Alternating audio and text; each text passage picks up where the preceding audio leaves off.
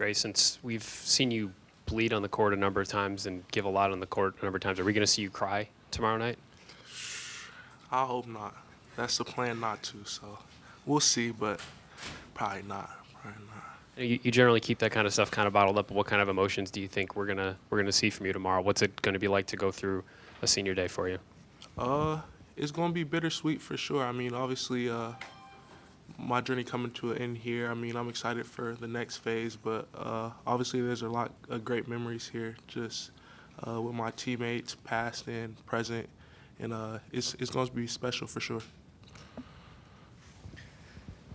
How do you guys, both of you, avoid allowing a senior night to impact your play on the court?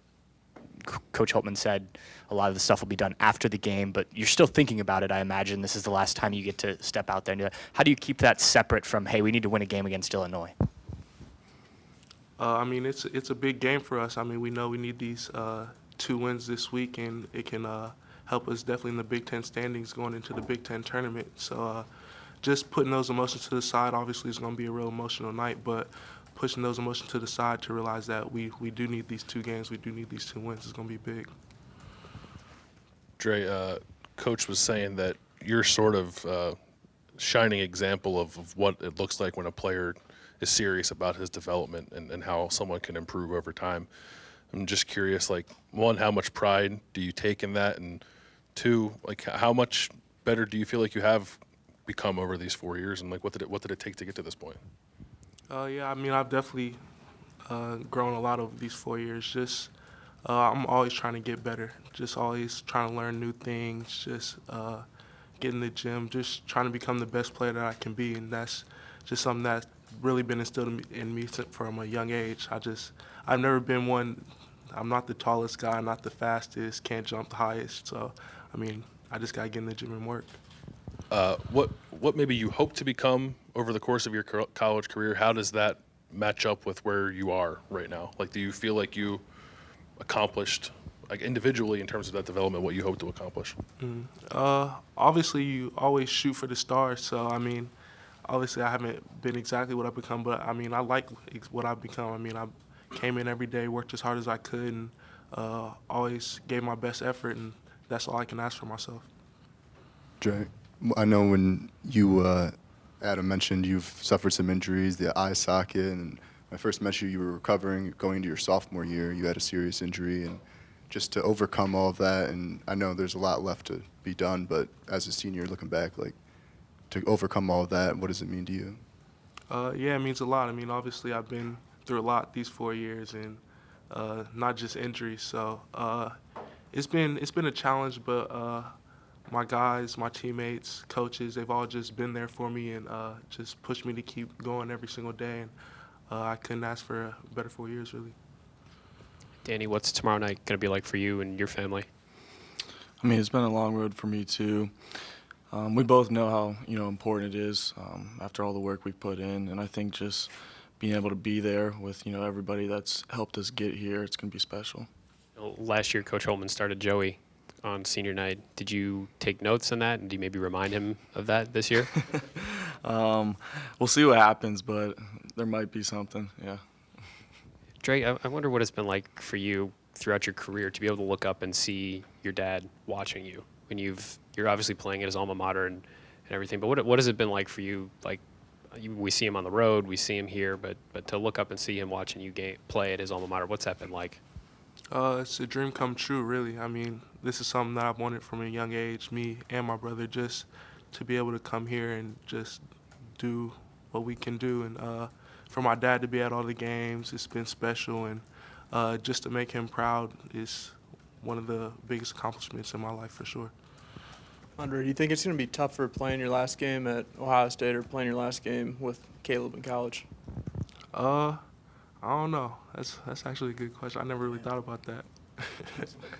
But yeah, I mean, definitely my family comes first. So playing with my brother has been real special, and it's something that I'll never forget. So I gotta say that probably trump playing Specific memories that you have when you think back to your 3 years playing with Caleb that, in 20 years you'll look back at maybe this game or this moment behind the scenes or this celebration that can enlighten us on?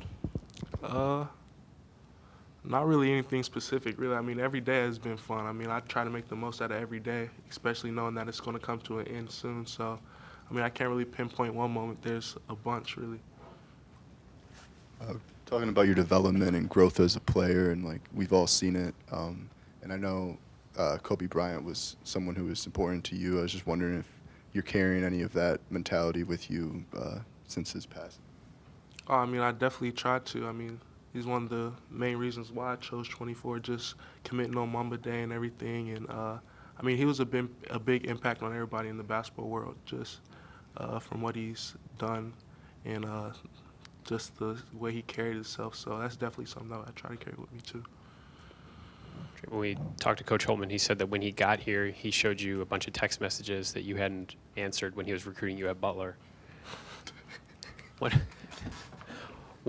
was going through your head when he did that? I was actually scared, really, 'cause I mean, that's your coach now. I was like, man, definitely should have answered. But, I mean, it's been fun. I mean, obviously him recruiting me and me not picking his school, but him ended up becoming my coach. I mean, it's been crazy, really, and but it's been fun. I've really enjoyed playing for him. He said that when they were recruiting you, felt like they were putting in a lot of effort, but they felt like you were kind of holding back, that you were holding out, hoping that Ohio State was going to offer. Now that this experience is getting toward the end, what did it mean to you when that offer did finally come? What was that experience like? It was real cool. I mean, I didn't really know if it was going to happen. Didn't really know what was going to happen. I was actually about to commit a few months prior to that, but just talking to my brother and my family, just waiting. I'm glad I did, for sure. Where were you going to commit before that? I can't tell you all that. But it wasn't Butler. Nah, I wasn't Butler. Okay. Danny, how you liking the Andre to Danny question ratio? I don't worry about that stuff. And he's my roommate, so we talk enough. What could you take us through what the journey is like? Just being in your role, being the guy that probably has to just give it 150% in practice every single day. What's the journey been like for you? I appreciate everything. My role is, just coming every day with the same mentality. And I think as long as I do that and can you continue to help prepare everybody, then, everything will work out in the end. Have they told you you're going to start tomorrow? I mean, he might have said something, but I don't know what's going to happen.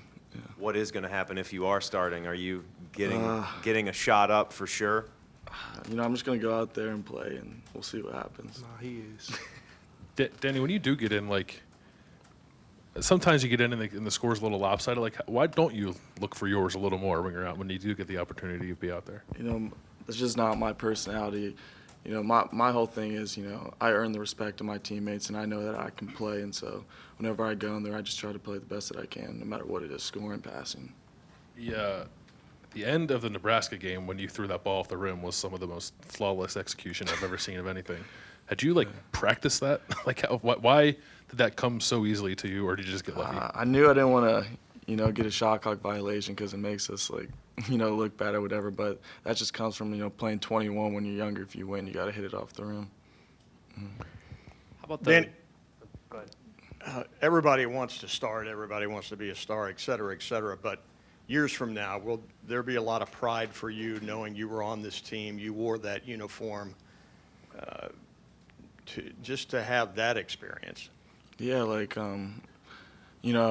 when I was 6 years ago, if you'd have told me I'd be here today, I would have told you were crazy. And just be able to be a part of the team that has, potential 3, NCAA tournament appearances, to make that, just having that, aspect is awesome. And you might have overcome more than many, on that team, and that too has to be part of the story, right? Yeah, I just, the relationships that I've built built along, this way is really what, I'm going to remember down the line, and the bonds I've formed. You said it's not your personality to check up a bunch of shots. You did throw a pass between your legs earlier. Yeah. Can, that was just in the moment. It's just okay. Yeah. Okay, so that's not necessarily the plans for tomorrow then. If it happens, it happens. I just play. Yeah. Andre, I got two questions I want to ask you. I was at Washington, D.C. when you guys lost to Rutgers the first year in the conference tournament, and then the coach leaves, obviously, and Coach Holtman comes in. Just this program didn't seem to be in a very good spot at that point, even prior to the coaching change. Just your thought about what's transpired here in the last 3 years to kind of put Ohio State back in the front page. I mean, you're a ranked team, obviously, right now, and it wasn't like that the first year. Just your thought about, you know, what you and the guys around you have done to kind of put this thing back where it should be. Yeah, I mean, it's been a lot of work, a lot of hard work, and just committing to the coaches, committing to this university that we want to put Ohio State back on the map. We want to put them back on the front page, and it's been fun, and I'm glad we've been able to do that for sure. And kind of parallel, just maybe 6 weeks ago, you guys are like 2-6 or whatever you were in the Big Ten, and to now win 8 of your last 10 games, position yourselves in pretty good shape. What changed in the last 5 weeks for you guys? And coaches said the seniors, yourself, the upperclassmen, the captains, led this turnaround. What in your mind led to what we've seen the last 3 or 4 weeks? I don't really think anything changed. I just think we stayed committed. I mean, obviously you're going to have ups and downs during the season. I think the biggest thing is how you handle those downs. That's the biggest thing, and I think we've handled it well, and just keeping that confidence and trying to turn things back around. That's the biggest thing for sure.